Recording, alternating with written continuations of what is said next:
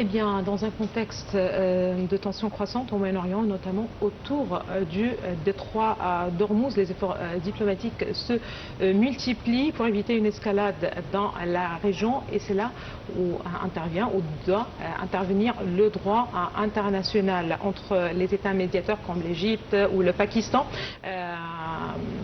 Mais aussi le rôle que jouent les organisations internationales comme les Nations Unies. Une question s'impose, le droit international est-il encore capable de contenir les conflits et de garantir la sécurité internationale? On va essayer de répondre à cette question et pour ceci nous avons le plaisir d'avoir avec nous ce matin Marwa Refat. Bonjour Marwa Refat. Bonjour Nice, vous êtes chercheuse en droit international. Oui, c'est ça. Merci de nous rejoindre justement pour parler du droit international et on aimerait bien commencer avec cette question. Le droit international est-il encore capable de contenir les conflits?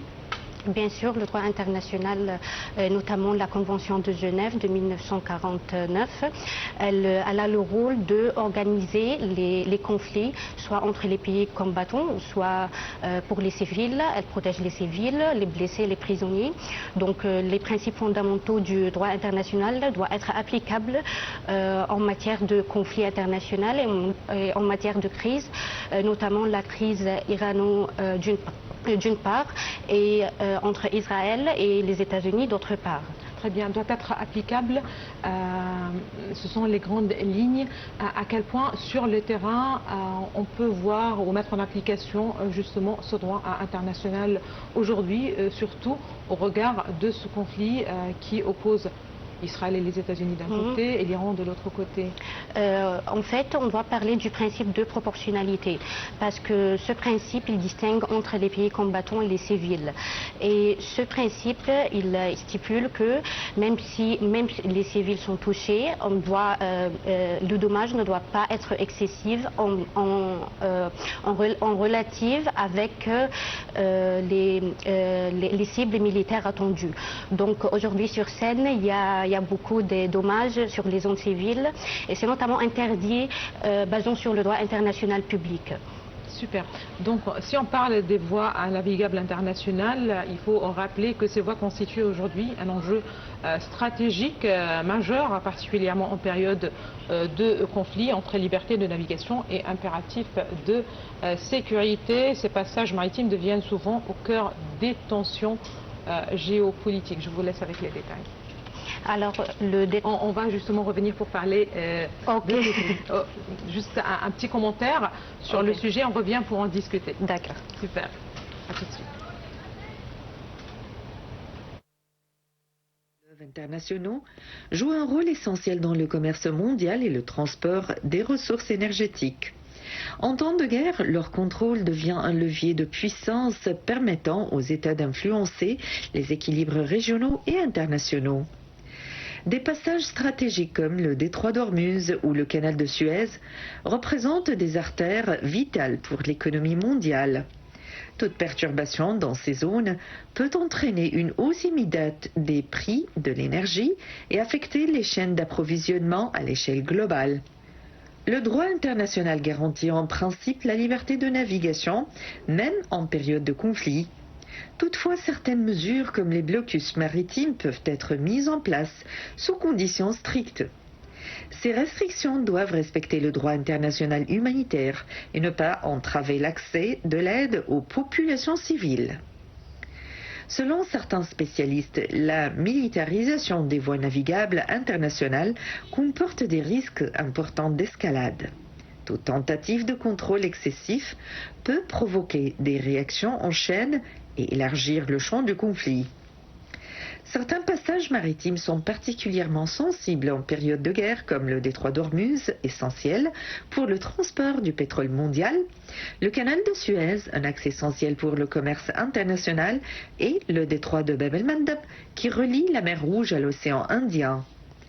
Le contrôle de ces ponts stratégiques peut influencer l'équilibre des puissances régionales et mondiales. Face à ces défis, la diplomatie internationale reste un outil essentiel pour prévenir les tensions et garantir la sécurité de la navigation. Eh bien, les voies navigables internationales constituent toujours un enjeu stratégique, surtout lors des conflits. Aujourd'hui, quand on parle de voies navigables, il faut justement revenir au détroit d'Ormuz, justement, qui est au cœur du conflit. Quand on parle du conflit, on ne peut pas épargner justement le détroit d'Ormuz. Quel rôle joue ce détroit pour trouver justement, pour sortir de la crise, ou au contraire faire en sorte de s'enfoncer davantage dans l'escalade? Alors, tout d'abord, le détroit d'Ormuz est un détroit international selon le droit international, parce qu'il relie le golfe Persien à l'océan Indien. Et le golfe arabe. Oui, voilà. et le droit international, il distingue trois types de détroits, dont ce qui nous concerne, les deux régimes du passage inoffensif et du passage de transit. Le détroit d'Ormuz, il est soumis à ces deux régimes. Et donc, il a un rôle primordial dans le commerce international. Et désormais, les tensions qui se passent maintenant, ils ont affecté, ou ils ont eu un impact sur ce droit de navigation, surtout après les attaques de l'Iran sur les navires qui y passent. Alors, il n'y a pas une déclaration claire que ce détroit va être fermé, mais l'Iran, elle attaque les navires ou les avions qui y passent. Donc, elle a perturbé le commerce international. Il a eu un impact mondial. Très bien. Quand on parle, j'aimerais bien revenir au droit international et justement, quand on parle d'alternatives, c'est-à-dire le droit international, les organisations internationales, ça c'est le cadre classique pour le règlement de conflits. Aujourd'hui, quel est le rôle, par exemple, des médiateurs, de la médiation dans le règlement de conflits?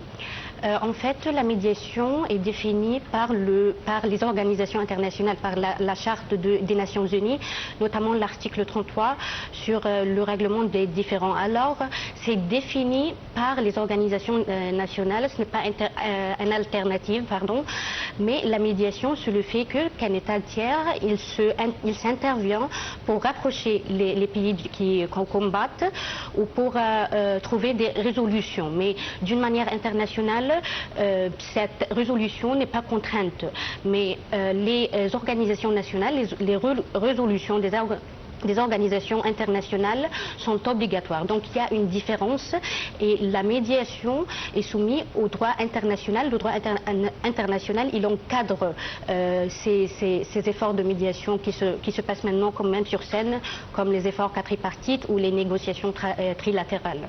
Très bien. Si on parle encore une fois de ce droit international, comment est-ce que le droit international qualifie-t-il justement les frappes qui visent les régions civiles? C'est-à-dire les différentes parties précisent qu'ils ne visent pas des sites civils jusqu'à présent, ou des régions civiles jusqu'à présent au moins, mais au cas où il s'agit clairement de sites civils ou de régions civiles, quel sera justement le rôle du droit international? Alors, concernant les zones civiles, le mot civil quand même est défini par la Convention de Genève de 1949 et ce sont les parties qui ne fassent pas une partie du conflit. Donc, les civils, toute attaque contre les civils est une violation claire du droit international public, mais parfois ces civils sont touchés. Pour cela se vient le principe de proportionnalité. Ce principe de proportionnalité stipule que les zones, même si les civils sont touchés, elle doit être en proportion avec les dommages. Alors maintenant, désormais, il y a beaucoup des zones civiles qui sont touchées. Alors c'est la communauté internationale a condamné cette violation claire du droit international et la Convention de Genève a quand même précisé les civils, les blessés et les prisonniers qui sont protégés par le droit international. Très bien. Revenons au détroit d'Ormuz. Les États riverains, en général, s'il s'agit de voies navigables, là en particulier dans le cas du détroit d'Ormuz, les États riverains peuvent-ils restreindre plus ou moins la liberté de navigation ou aussi avoir un mot dans ce conflit?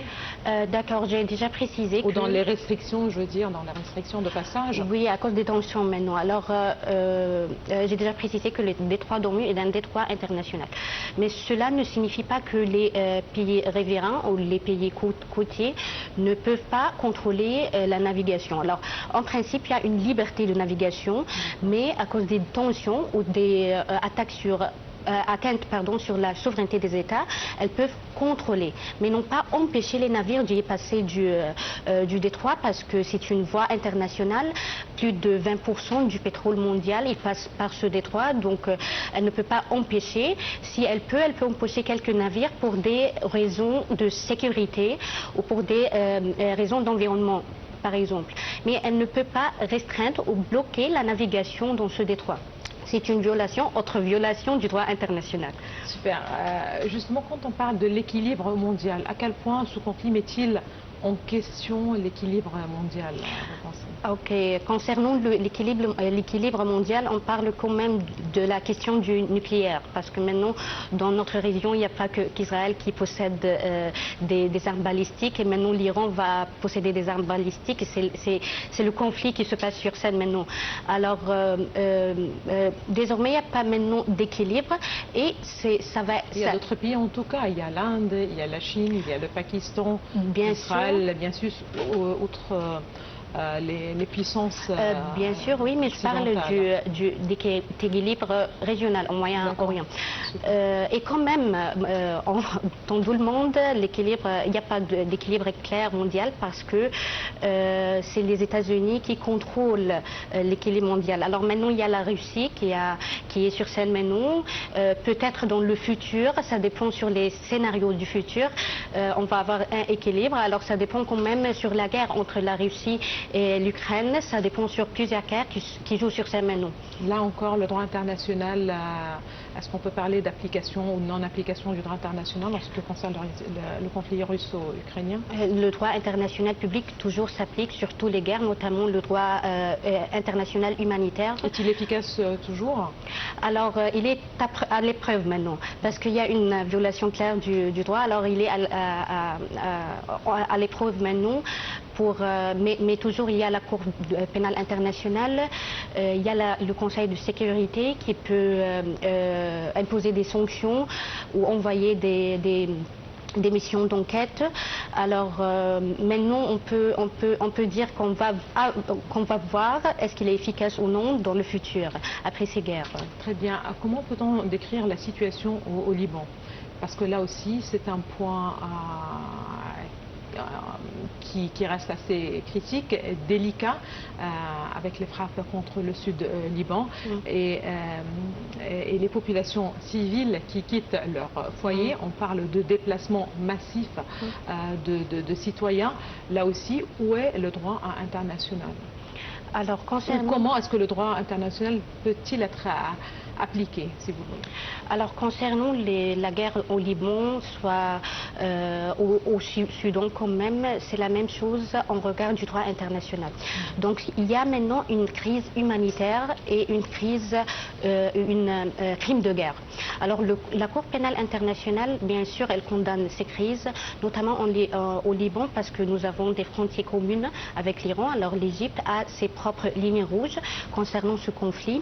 Et c'est pour cela, concernant les mécanismes du droit international qui s'appliquent, bien sûr, les conventions humanitaires, elles s'appliquent, mais ça dépend quand même sur la Convention de Rome, parce que la Cour pénale internationale, elle dépend sur les pays parties de la Convention de Rome qui peuvent sanctionner aux prisonniers les autorités au Liban à cause des crimes de guerre, aux crimes de génocide quand même. Mais il y a des mécanismes qui existent déjà pour enquêter et sanctionner les violations du droit international humanitaire.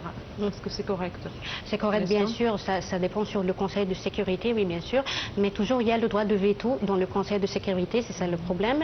Mais il peut envoyer des missions d'enquête ou des commissions d'établissement de faits, par exemple, parce que la crise, il y a une escalade dans la région, dans toute la région maintenant. l'ONU qui a été créée à la suite de la Deuxième Guerre mondiale. Aujourd'hui, est-ce qu'on met en cause les principes fondamentaux du droit international? Alors maintenant, oui, la médiation qui se passe maintenant sur scène, ou la médiation en général, c'est un principe fondamental de la charte de l'environnement de l'UNU, notamment l'article 33, des règlements de différends. Alors maintenant, oui, ces principes, elles sont efficaces, bien sûr. Ils se portent quand même au soutien, le maintien de la paix dans la région, et toute violation de ces principes est condamné soit par les principes de l'ONU, soit par le droit international public qui se trouve ses sources notamment dans les principes de l'ONU. Très bien. En cas d'escalade, c'est-à-dire demain il y a un ultimatum, par exemple, et si on prend comme cas, voilà, l'ultimatum de demain, l'ultimatum de Donald Trump qu'il a donné justement à l'Iran. Aujourd'hui, en cas d'escalade, quels sont les scénarios juridiques qui devraient justement être appliqués? Alors les scénarios juridiques... Pas appliqués, mais les scénarios qu'on a devant nous, si vous voulez. Oui, les scénarios juridiques, elles dépendent sur les déclarations de Donald Trump qui a créé une incertitude quand même. Alors peut-être la guerre va extendre jusqu'à 4 ou 6 mois, comme le président Donald Trump a déclaré. Ou maintenant, si la guerre a étendu, cela vient le rôle du Conseil de sécurité ou les principes qui sont à l'épreuve, comme j'ai déjà précisé. Le Conseil de sécurité ou le droit maritime, il doit condamner le fait de blocus de navigation dans le détroit d'Ormuz, et quand même il va condamner toute violation du droit international. Et c'est ça. Très bien. Moi, vous êtes chercheuse en droit international. Merci. Merci beaucoup d'avoir été parmi nous ce matin. Merci beaucoup pour toutes ces précisions. Okay. Et madame, monsieur, merci à vous aussi de nous avoir suivis. Excellente journée à toutes et à tous et à la prochaine. Merci. Au revoir.